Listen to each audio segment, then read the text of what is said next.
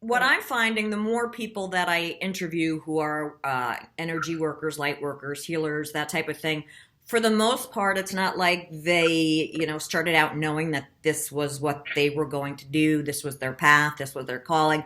For a lot of people, myself included, there was a big turning point in their life. There was a big transformation that happened. So, how did you get started in this? Was there a big Yeah. aha moment or a big And turning isn't it, point? and isn't it interesting that so many of us are 70s kids and maybe early 80s kids? It's like, it's a really interesting generation because, and it's very interesting how we kind of germinated for 4 decades and then went pow. Pooh, And right? Explosion. And I think now, people are going to start younger and younger and younger. yes, So yes. yeah, it is that timing is very interesting. But now it's like I Yeah. feel this energy. It's like a movement, and more people are learning about this stuff and opening their eyes to this stuff. So I think it's exciting.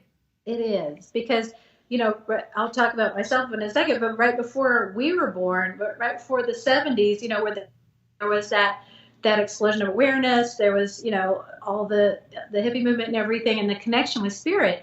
And then things kind of went a bit quiet, and then in the 70s, this generation was born, and some refer to it as there's different terms. So it's like indigo children, and different terms for things, rainbow children, and whatnot. But this generation was born in, and this is literally coming into me right now because this is nothing I've ever even thought about. And usually when it's not my brain, it's always just spirit channeling something. But we kind of germinated, and then in our 40s, spirit like took a little ice pick or whatever they needed to do, burst us open, and then we're coming to our gifts. Then our kids, or the ones that are just sort of in their 20s or a little younger now, they have this template to go from, and the ones that are just born with the knowing, we have come into this sort of not knowing and then knowing that we can sort of help with that. So it's like we were the scaffolding, the builders of the framework, and now this generation can come in and just sort of fill in everything. I feel like the knowledge was there, and I feel Yeah. like the 80s was kind of so about getting away from source. It was so about consumerism. It was so about fast food, fast video games, getting away from Yeah. nature, kids not going out and playing. And I feel like everything we sort of knew was Yeah. buried in a ton of crap. And it's taken this Yeah. long to kind of, as we destroy the planet and people become disconnected, we're sort of sorting through all of that and getting reconnected. And it'll be easier for people in the future too, I think, younger Yes. generations. What kind of path were you on before this? What was the big transformation or turning point for you? So I was on the path of being a very, very buttoned down, very to the letter editor and writer, literally. I was working in magazines and newspapers, and I was a reporter, and I was doing all this stuff in my 20s and my 30s. And I really enjoyed it at the time, although made myself miserably sick. Had, it's like everybody did with their careers back then, but like headaches, stomach aches, and all this stuff that set me on the path of, oh wow, maybe I need to relax, maybe I need to do yoga, maybe I need to learn to meditate. And that was back in the late 90s. So then, started getting introduced to yoga meditation. In my work, in my writing, started getting drawn toward more self-awareness work, more self-improvement writing. Just sort of going, hey, this is pulling me in, and that served to help me in my journey to become a mother in my 40s, which was the first time I even had attempted to be a mother, be pregnant in my 40s. Wow. Or right, sorry, it happened in my 40s. I attempted it for several years before then. So, but didn't have any children until 40. Didn't wasn't even pregnant until 40. So it's like that process of being more in tune with my body. When you do get pregnant later in life, you have to really pay attention to stress and everything you're doing to yourself. So then in trying to have a child and wanting to have a child, I learned about alignment, because I learned that, the more I say, I want a baby, I want a baby, I want a baby, the more it pushes this away, because that's energy of wanting, and that's energy of Lack.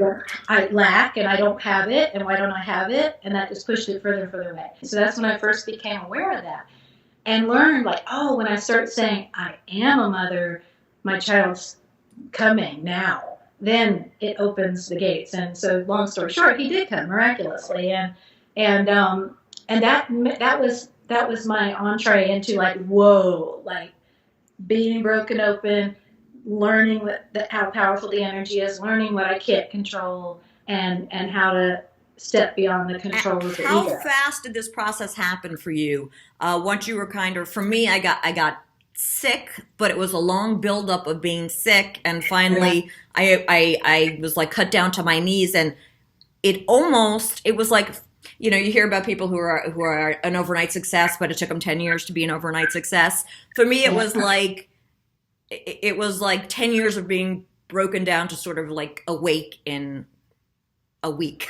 Exactly the same, because it was years and years and years of what I just described, slogging along trying to get to that point. And I was incredibly anxious, you know, panic attacks, just the whole thing.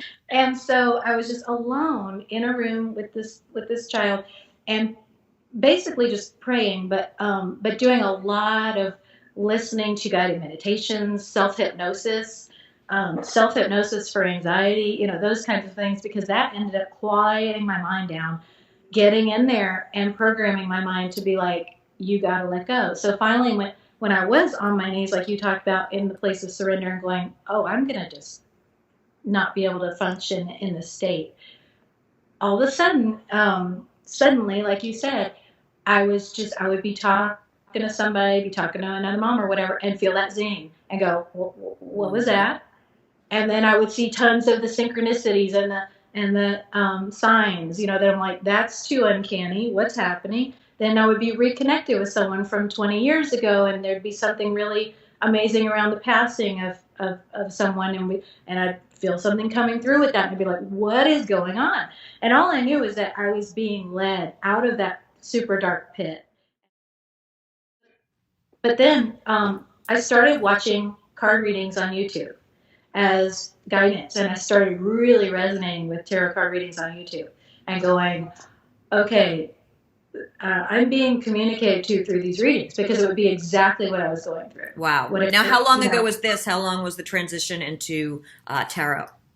Well, that was about 3 years ago, maybe 3.5. I probably first started watching the readings about 3.5 years ago, maybe 4, and then watched them for a good 6 months to a year before I bought a deck of my own, but it wasn't tarot. I just bought an oracle deck with like angel messages, and I just started playing with it. And I would go, okay, I would ask a question. I'd say, okay, I think it's this card, and I would pull it out, and I'd be like, okay, and the card was, the first thing I remember was the card was, you know what to do, and it was Archangel Uriel, who's about the inner knowing. And I was like, okay, well, thanks. I don't know what to do. That's why I asked. So let me get that Magic 8-ball. Yeah. So I was pulled another card, and it was that card again. You know what to do, Archangel Uriel. I put it back in, and that happened 5 more times in a row. You know what to do. You know what to do. You know what to do. And I finally just remember being on that bathroom floor, crying and going, "How are you doing this? How is this happening?"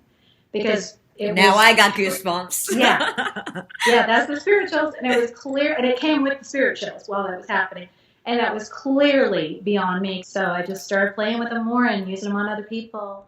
In part 2 of our talk, India will tell us all about what tarot is and how it works.